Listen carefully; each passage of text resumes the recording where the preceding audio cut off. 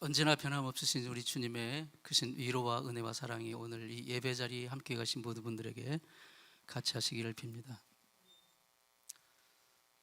이 세상은 어떤 형태로든 사실 전쟁 중에 있습니다. 꼭 지금 이스라엘 하마스 전쟁, 해를 넘겨서 지금 끝을 모르고 있는 전쟁, 또 우크라이나 러시아 전쟁만 전쟁이 아니고 우리의 삶의 매일매일이 사실은 전쟁입니다. 마약과의 전쟁, 술, 담배와의 전쟁, 범죄와의 전쟁, 온갖 중독과의 전쟁, 우울증과의 전쟁, 우리 자녀들은, 청소년들은 공부와의 전쟁, 특별히 우리 젊은이들은 이 전자기기와의 전쟁도 정말 만만치가 않아요. 몇 년 전에 부산에서 한 중학생이 20층 아파트에서 학교 성적을 비관해가지고 스스로 몸을 던져서 목숨을 버린 사건이 있었어요. 그는 유서에다가 이렇게 썼다고 그래요. 학교 성적 때문에 비인간적인 대우를 받는 이 세상을 나는 떠난다. 그리고 내가 쓰는 아이폰을 나와 함께 묻어달라.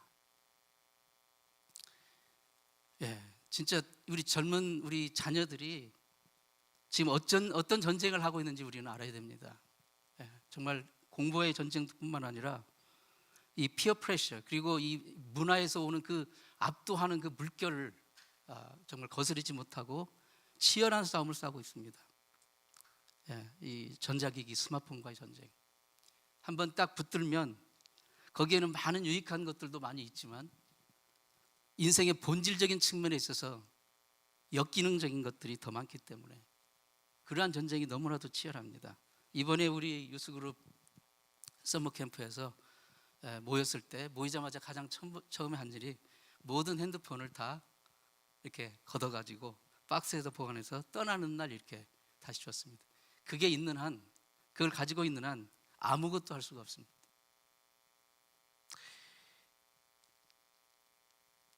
이 세상은 계속 전쟁 중입니다. 우리 삶 속에서도 계속 전쟁이 일어나고, 내 마음 속에서도 전쟁이 일어나고 있어요. 죄의 욕망과 하나님께 순종하고자 하는 그 욕망이 계속해서 싸우고 있고 전쟁을 하고 있습니다. 영적인 전쟁입니다. 왜냐하면 이 세상은 바로 마귀가 있고 죄와 사망의 권세가 주관하는 그런 어둠의 영들이 주관하고 있기 때문입니다. 영적인 전쟁, 오늘 특별히 성경도 우리의 신앙생활을 본질적으로 끊임없는 영적 전쟁의 과정으로 피어나가고 있습니다. 오늘 12절 말씀 한번 같이 한번 읽어보겠습니다. 우리의 씨름은 혈과 육에 대한 것이 아니요 정사와 권세와 이 어둠의 세상 주관자들과 하늘에 있는 악의 영들에게 대함이라. 이것은 그냥 듣기적으로 하고 어떤 영적인 표현을 한 게 아니라 실질적으로 우리의 삶의 현실입니다. 이 땅을 살아가는 모든 인생의 영적인 삶의 현실이에요. 씨름을 하고 있습니다. 싸움을 하고 있어요. 이 영적인 전쟁에서 승리하려면 어떻게 해야 됩니까? 영적 전쟁에서 승리하려면 전제 조건이 있는데 강건해야 됩니다. 속사람이 강건해야 돼요. 오늘 10절 말씀 보면 너희가 주 안에서와 그 힘의 능력으로 강건하여지고, 우리가 아무리 좋은 무기를 가지고 있고 좋은 기술이 있어도 싸움의 당사자인 내가 힘이 없고 약하고 병에 걸려 있으면 아무런 소용이 없는 것이, 이길 수가 없습니다. 지금 요즘 다시 코로나 변종이 정말 기승을 부리고 있다고 하잖아요. 이제는 뭐 락다운을 시킬 수가 없기 때문에 그냥 감기처럼 이제 각자 이제 싸우고 나가는 건데 엄청나게 다시 기승을 부린다고 해요. 근데 똑같은 바이러스가 침투를 해도 면역력이 강하게 이렇게 형성이 되어 있는 사람은 쉽게 그 바이러스가 침투에 들어오지 못합니다. 오랫동안 사탄의 흉계를 몸소 체험한 사도 바울은 지금 로마 감옥에서 에베소 교회 성도들에게 영적인 싸움에서의 승리의 비결을 이렇게 알려주고 있는 거예요. 에베소서 3장 16절에 그 영광의 풍성을 따라 그의 성령으로 말미암아 너희 속사람을 능력으로 강건하게 하옵시며, 속사람을 능력으로 강건하게 하옵시며, 우리의 속사람이 강건해야 영적인 싸움에서, 영적인 전쟁에서 이길 수가 있다는 것입니다. 자, 그러면 우리가 영적으로 강건하긴, 속사람이 강건해지는 것은 어떤 그 방법이 있을까요? 주님 안에 온전히 거해야 됩니다. 육신적인 건강의 요소를 어떤 사람이 이렇게 말했습니다. 4가지 요소를 균형 잡힌 음식 섭취, 그 다음에 충분한 휴식, 적당한 운동, 그리고 유쾌한 마음, 그렇게 들었더라고요. 거기에다가 기본적으로 온 몸의 기관과 마디와 계통과 시스템이 서로 잘 막힌 데가 없이 흘러야 돼요. 소통이 돼야 돼요. 소통이 안 되면 막 피가 막히고 혈이 막히고 기가 막히고 신경이 막히고 마비가 되고 그렇게 되는 거예요. 경제도 그렇고 인간관계도 그렇고 사회도 마찬가지입니다. 막히면, 소통이 안 되면 결국 거기서 문제가 발생하는 거예요. 영적으로도 건강하려면 소통이 돼야 돼요. 하나님은 우리에게 무엇으로 소통하십니까? 하나님의 말씀으로 소통하십니다. 우리는 예배와 기도와 찬양으로 하나님과 소통하는 거예요. 그 하나님과 소통을 잘하기 위한 기본적인 조건이 뭐냐면 주님 안에 거하는 것입니다. 오늘 10절 말씀, 너희가 주 안에서와 그 힘의 능력으로 강건하여지고 라고 말씀합니다. 우리가 영적으로 속사람이 강건해지기에는 첫 번째 길은 주님 안에 거하는 것입니다. 주님 안에 거한다는 것은 무슨 뜻입니까?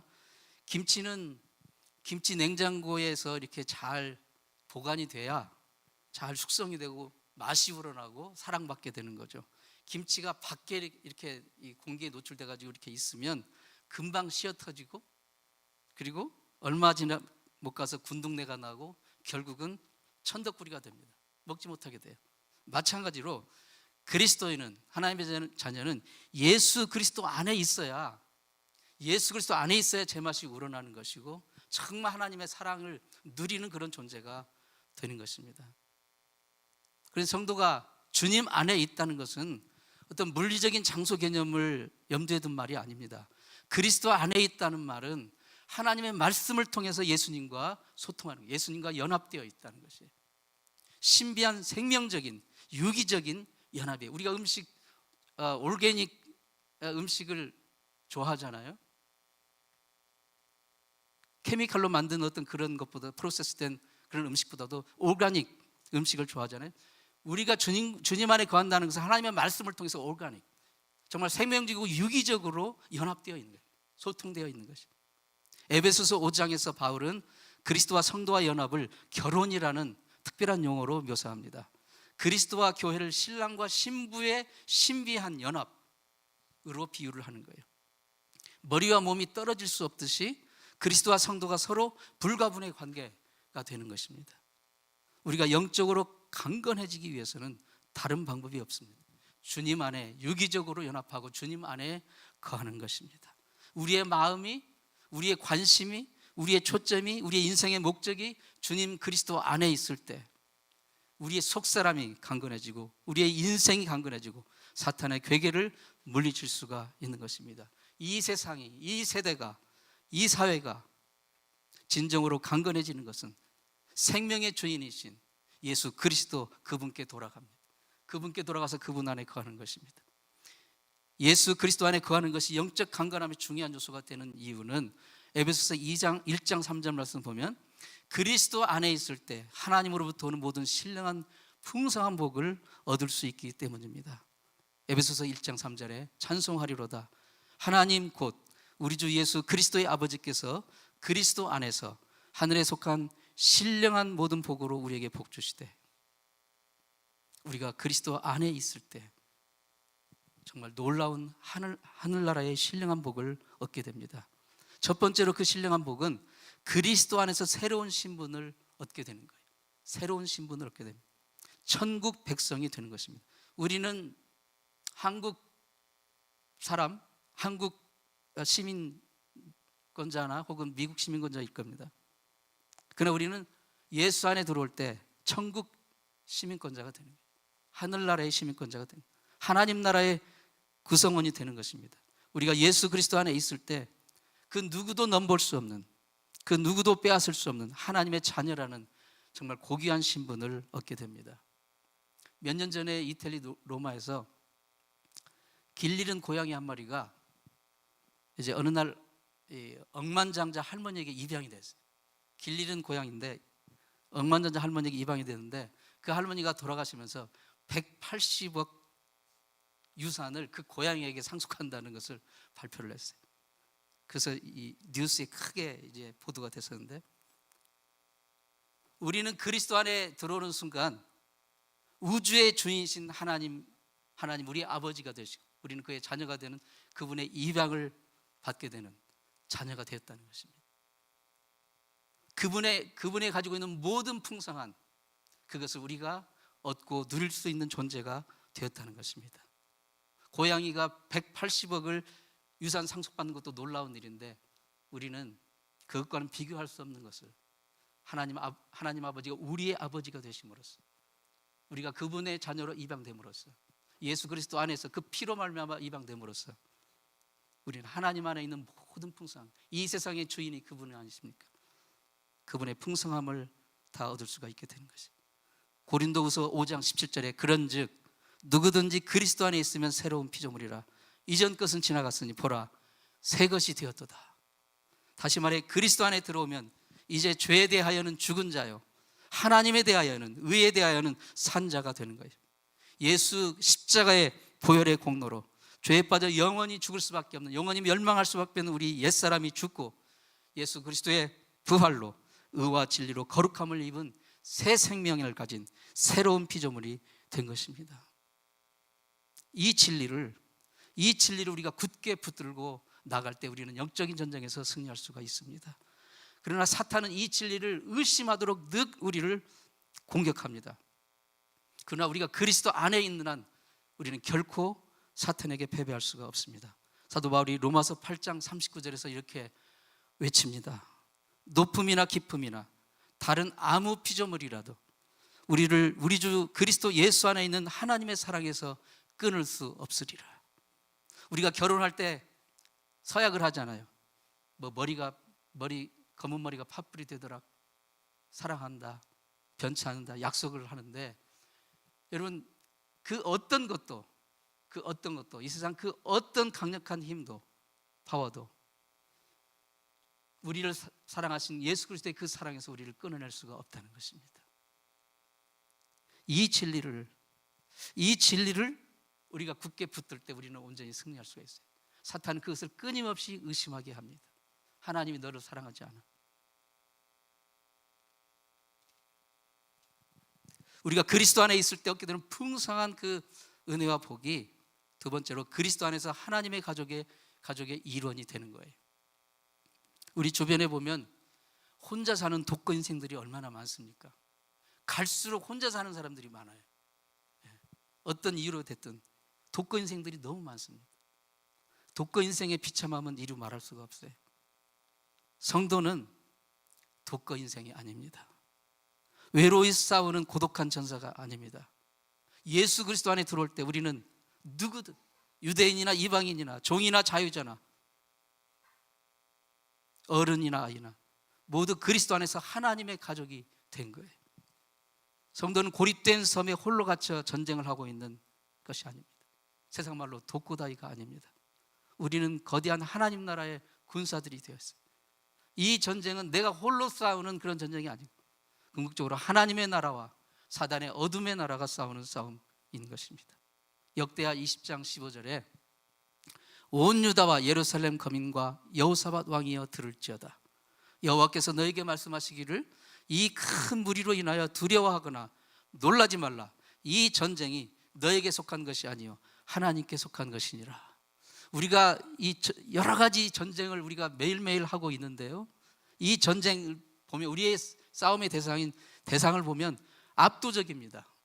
모든 면에 있어서 우리가 도저히 이길 수가 없는 그런 절망을 가져다 둘 그런 대상이에요.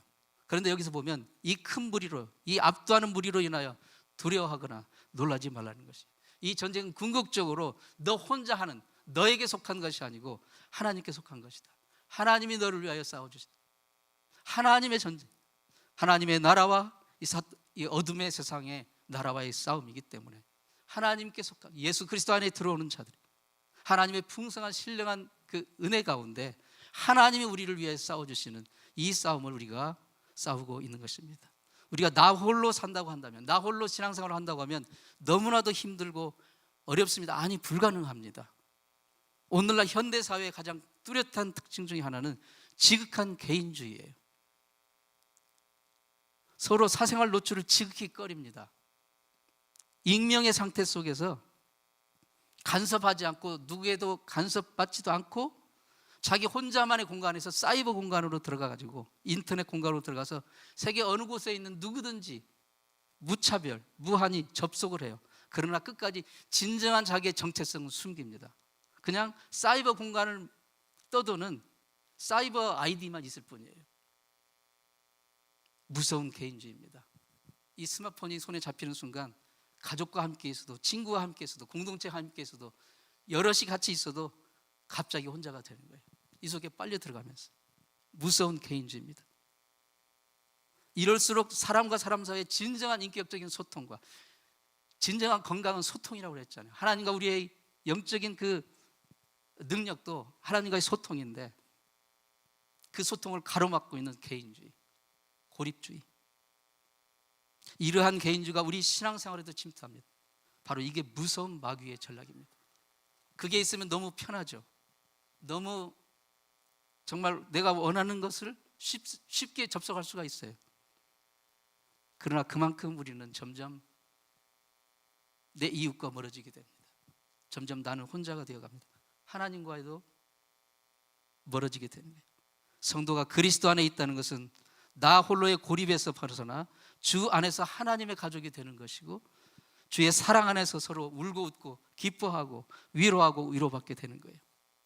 그럴 때 우리는 이 세상의 이 악한 영들에 대하여 승리할 수 있게 되는 것입니다.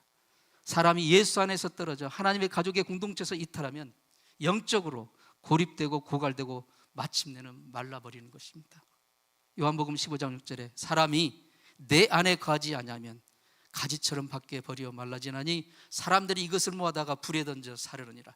사람이, 우리가, 성도가 예수 그리스도 안에 거하지 아니하면 가지처럼 밖에, 몸체된 나무에서 떨어진 그 가지가 어떻게 됩니까? 사람들이 이것을 모아다 불에 던진다고 그랬어요. 우리가 예수 그리스도에서 떨어지게 되면 결국은 세상은 우리를 모아다가 불에 던질 것입니다. 이것을 알아야 돼요. 초대교회의 영적 승리의 요인 하나가 무엇이었습니까? 성도가 모이기를 힘썼다는 거예요. 모이기를 힘썼어요. 그리스도의 제자들로서 무슨 일이든 항상 함께 했어요. 같이 했어요. 이렇게 오늘 주일날 하나님의 앞에 나와 귀한 시간을 드리면서 전심으로 하나님을 만나며 하나님과 교제하며 예배하고 있다는 것은 그리스도 안에 속해 있는 하나님의 한 가족임을 나타내는 가장 확실한 증거입니다. 하나님의 가족, 하나님의 공동체에 함께 속해 있을 때 우리는 마귀와의 영적인 전쟁에서 온전히 승리할 수가 있는 것입니다. 본문이 우리에게 가르쳐주는 영적인 승리의 두 번째 방법은 주님의 능력을 힘입어야 합니다. 영적인 전쟁은 궁극적으로 어둠의 주관자인 사탄과의 전쟁입니다. 그런데 이 사탄은 사람보다 강력합니다. 그 어떤 사람도 이 사탄을 이길 수가 없어요. 그 어떤 세력도, 그 어떤 힘도 이 사탄을 물리칠 수가 없습니다. 영적인 전쟁에서 사단이 구체적으로 사용하는 대표적인 두 가지 전략은, 첫 번째로 사람이, 죄인이 그리스도께 돌아와 구원받게 되는 것을 방해합니다. 모든 수단과 방법을 통해서 그것을 방해합니다. 두 번째로 이 사탄은 인간 사회를 가능한 한 비참하게 하는 거예요. 이 세상에 전쟁, 폭력, 가난, 억압, 질병, 미신, 무지, 차별, 탐심, 온갖 악행들을 그는 사단은 그것을 무기로 삼아 이 세상에 퍼뜨립니다. 극도의 이기심을 충돌시킵니다. 사단이 하는 일입니다. 모든 삶의 영역에 황금의 신, 만몬 숭배주의, 돈이면 다 된다는 그런 환상을 심어줍니다. 이 전쟁을 우리는 매일 싸우고 있는 거예요. 이 전쟁에서 이기려면 바로 예수 그리스도의 구원의 복음의 진리와 예수 그리스도의 그 안에 있는 복음 안에 있는 능력을 우리가 힘입어야 됩니다. 너희가 주 안에서와 그 힘의 능력으로 강건하여 지고. 사단은 무서운 유혹의 영입니다. 무엇으로 우리를 유혹합니까? 교만으로, 인간의 욕망으로, 탐심으로, 미신으로, 악한 영들로 유혹하고 시험합니다. 사단은 자신이 최고라는 교만의 영 그 자체입니다. 그래서 인간에게도 그것을 심어줍니다. 네가 최고야. 하나님이 아니라 네가 스스로 하나님이 되어야 돼. 네가 왕이야. 하나님께 굽신거리지 말고 하나님을 반역해야 돼. 네가 스스로 독립해야 돼. 이것을 충동질합니다. 인간에게 독립선언을 하라고 합니다. 독립선언을 한다고 독립이 됩니까? 힘이 없는데요. 오히려 하나님을 대적해서 독립선언을 하는 순간 우리는 바로 그 사탄의 노예가 되는 거예요. 그리고 죄의 멍에를 다시 매게 되는 겁니다. 사탄은 반역의 영입니다. 우리의 힘으로 안 됩니다. 오직 예수 그리스도 십자가 복음의 그 능력으로만 이것을 물리칠 수가 있습니다. 유혹을 당할 때 사탄이 여러 가지로 우리를 유혹하고 넘어뜨리고 의심하게 할 때 우리는 초점을 예수 그리스도, 십자가에 달리신 예수 그리스도, 우리를 위해 구원하신 예수 그리스도, 그분께 자꾸 생각을 맞추고 초점을 맞춰야 됩니다. 왕년에 한국에 해변으로 가요 그 노래 유행했던 적이 있었어요. 혹시 나이 드신 분들 아실 거예요. 차도균 씨라는 분인데 나중에 예수 믿고 집사님이 되었는데 이분의 간증집에 이런 얘기가 나와요. 이분은 술에 약했어요. 술에 약해가지고 막 술 중독이 될 정도로 아주 술만 마시면 진짜 완전히 고주망태가 되고 딴 사람이 돼버린 거예요. 그러니까 이 아내는 굉장히 신앙이 좋은 분이었는데 기도할 때 주님 제발 우리 남편 이 술 중독에서 벗어나게 해주세요. 이 술 유혹에서 벗어나게 해주세요. 그렇게 기도를 해요. 그런데 이 차도균 씨는 또 이제 비아냥거리면서 또 이렇게 기도했어요. 주님 제가 술을 마셔도 죄의식에 빠지지만 않게 해주세요. 그렇게 기도를 했다는 거예요. 약 올리는 거죠. 나중에 이분이 이제 그 한국의 락 음악 이 그룹 사운드 키보이스라는 것을 결성을 했는데 그때 당시 윤한기 씨라는 아주 탑 가수 그분하고 같이 윤한기 그분도 나중에 목사님이 되었죠. 결성해가지고 이제 키보이스 그 그룹을 했는데 엄청난 인기를 누린 거예요. 특별히 막 여자 팬들이 구름대같이 몰려드는 거예요. 항상 가는 데마다. 그러니까 아내 입장에서는 너무 불안한 거예요. 세상에 막 인기를 누리는데 막 여성 팬들이 막 몰려다니면서 애워싸고, 그러니까 아내가 심기가 편할 날이 없어요. 심기가. 그래서 남편에게 제발 딴 여자에게 눈 좀 돌리지 말라고 그렇게 당부하고 기도하고 예수 믿게 해달라고.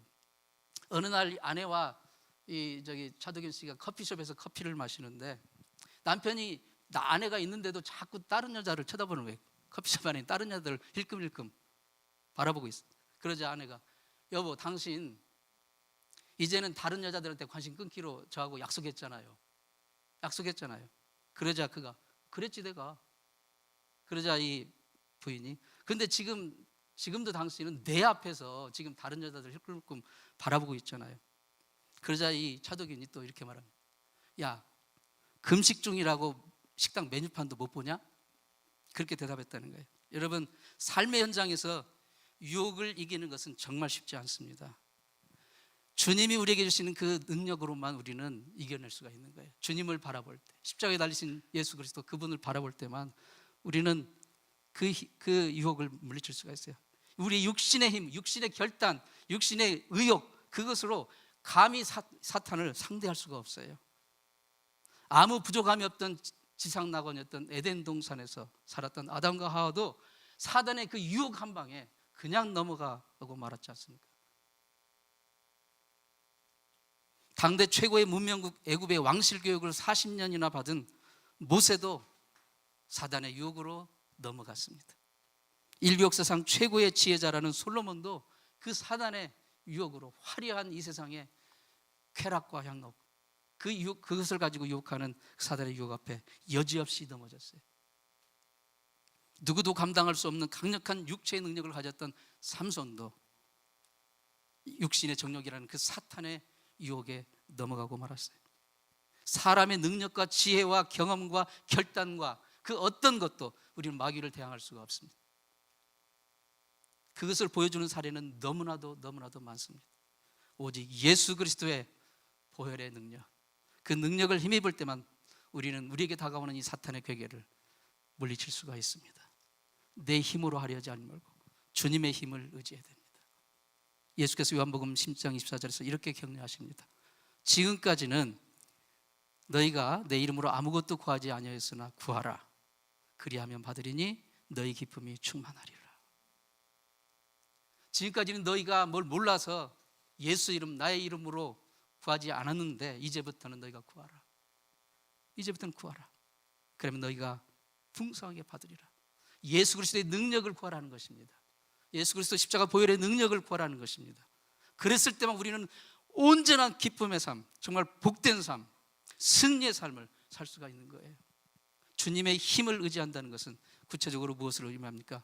실제 삶의 현장에서 살아 역사하시는 주님의 말씀을 붙드는 것입니다. 그 말씀을 통해서 주님과 온전히 그 안에 거하는 것입니다.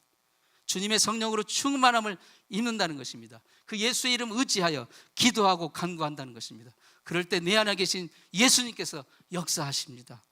내 싸움이 아니고 그분의 싸움이에요. 염려와 근심과 걱정이 있습니까?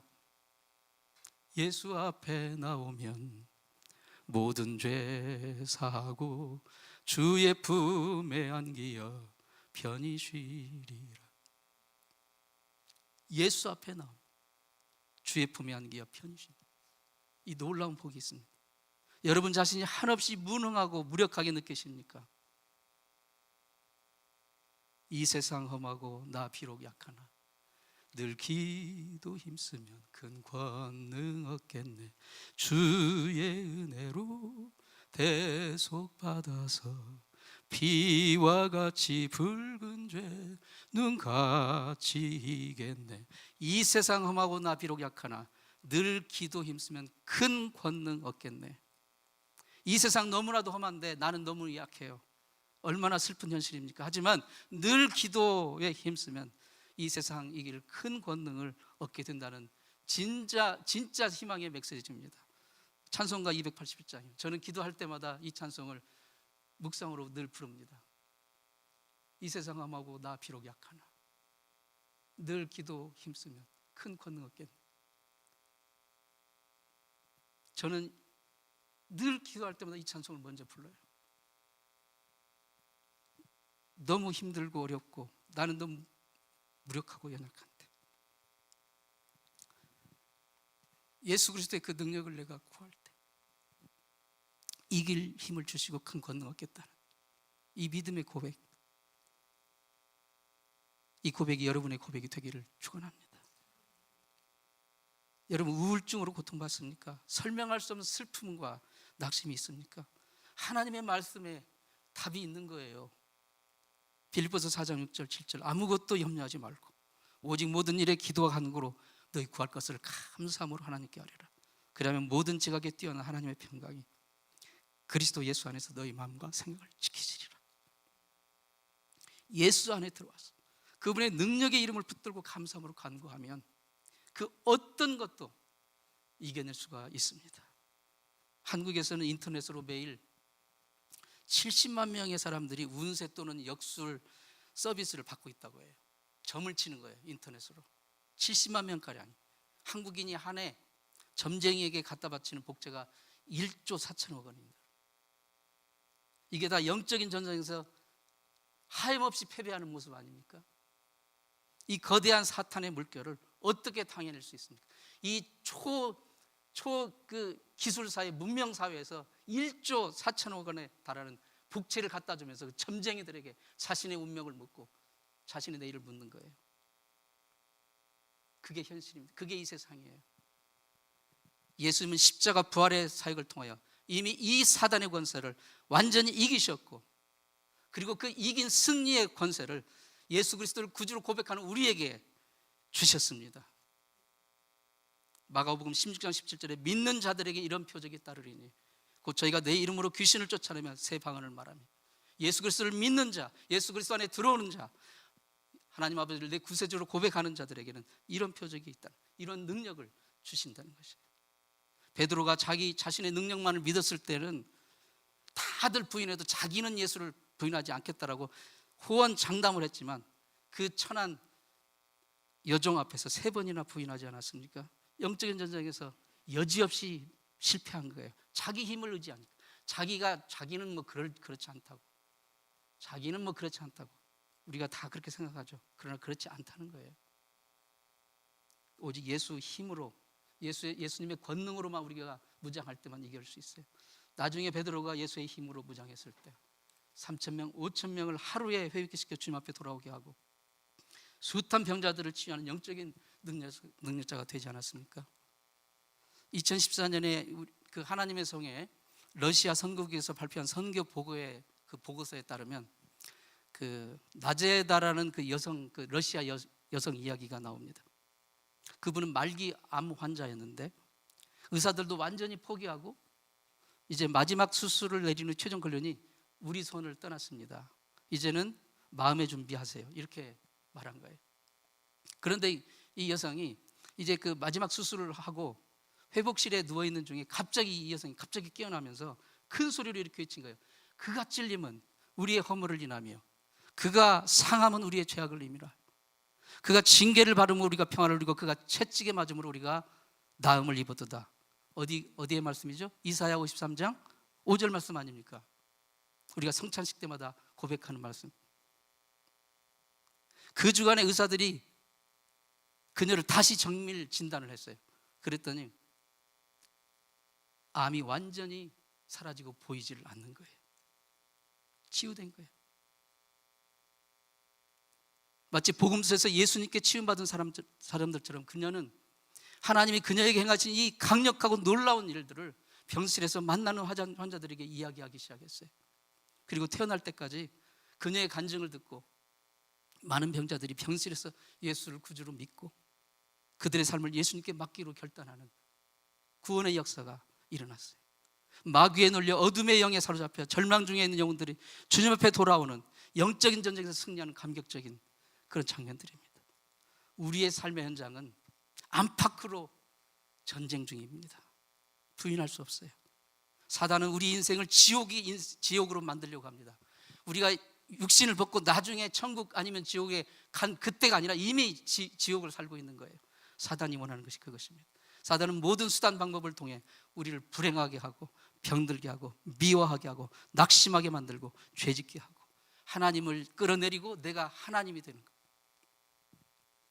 하나님은 우리가 예수 안에 온전히 거하고 주님의 능력을 힘입어 이 전쟁에서 이기기를 원하십니다. 이번 한 주간, 이번 영적 전쟁에서 승리하는 우리 성도님 되시기를 축원합니다. 지난 주간 우리 유스그룹 서머캠프를 통해서 로마서를 통해서 죄가 무엇인지, 구원이 무엇인지, 우리를 구원하신 하나님의 복음의 능력이 무엇인지에 대해서 우리 유스그룹 자녀들과 함께 나눴습니다. 정말 마지막 날 저녁에 뜨겁게 바닥에 무릎 꿇고 기도했어요.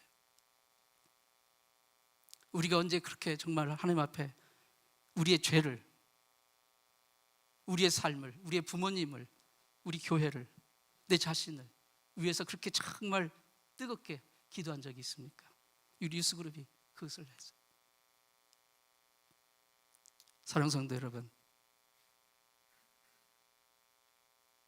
주님의 강력한 능력을 힘입어 사단이 가져다 놓은 영적인 장애물들, 거침돌들을 오히려 승리의 디딤돌로 삼을 수 있기 바랍니다. 주님의 능력을 힘입어 시기와 질투와 분노의 마음을 제하고 나태와 게으름으로부터 벗어나고 욕심의 포로에서 자유함을 얻고 영적인 싸움의 현장에서 당당히 승리를 선포하는 여러분 되시기를 축원합니다.